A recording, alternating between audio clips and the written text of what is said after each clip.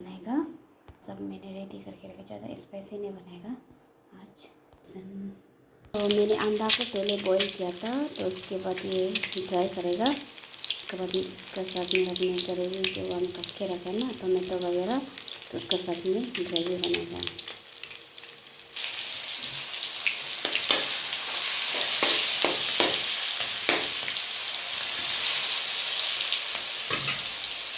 तो प्याज को अच्छे से ब्राउन होने देगा।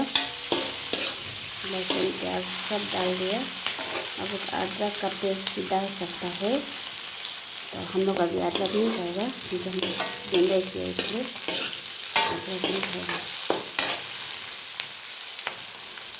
तो मैंने थोड़ा पहले इसमें फ्राई करा था ना क्या को, अंडा को, तो उसको अभी निकाल दिया। इसको ये लोग होने के बाद फिर टोमेटो को अच्छे से ग्रेवी बनाने के बाद उसमें लास्ट में डालेगा। तो देख सकता है मेरा अंडा